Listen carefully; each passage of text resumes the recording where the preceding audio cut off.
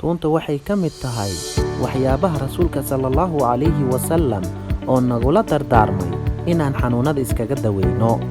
intaan muuqaalkayga u sii gudagelino ku saabsan toonta waxaan ka codsanayaa inaad subscribe gareyso channelka aadna furato gambaleelka si ay kuu soo gaaraan mar walbo aan muuqaal soo gelino.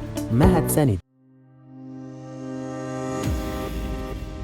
toonta waxaa ku jira qaybaha kala duwan ee nafaqada oo waxay qani ku tahay faytamiinada sida vitamin C, noocyada kala duwan ee vitamin B-ga. sidoo kale waxaa laga helaa minerals sida magnesium, phosphorus, calcium, zinc iyo iron.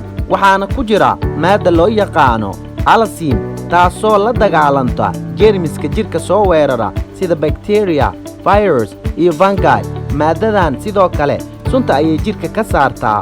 waxay caan ku tahay sare u qaadista difaaca jirka maxaa yeelay waxaa ka buuxa vitamin C iyo vitamin B oo noocyo badan ah iyo magnesium. waxayna horumarisaa caafimaadka wadnaha oo waxay ka hortagtaa xanuunada ku dhaca wadnaha.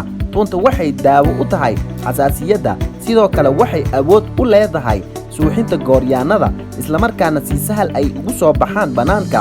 waxayna u fiican tahay dadka qaba macaanka. toonta waxay hoos u dhigtaa kolestaroolka xun ee loo yaqaano LDH low density lipoprotein. sidoo kale waxay sare u qaaddaa caafimaadka lafaha waxayna siyaadisaa hormoonka la yidhaahdo estrogen kaasoo la xidhiidha awoodda lafaha oo haddii uu yaraado lafaha ay noqonayaan daciif. waxaana lagu daaweeyaa toonta qunfaca, hargabka iyo borokiitada.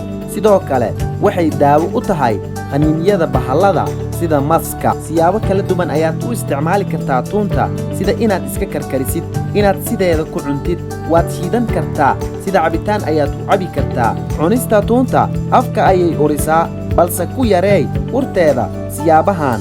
markaad cuntid kadib ku luqluqo mouthwash ama inta aadan cunin ka hor iska karkari toonta. sidoo kale ku luqluqo biyo aad ku dartay essential oil 3 dhibac ama 4 dhibac. sameey inaad cadaysatid kadib cunista toonta. cab biyo badan sababtoo ah waxay yareeyaan urta toonta. waxaa sidoo kale habboon inaad cabtid koob caano ah ama green tea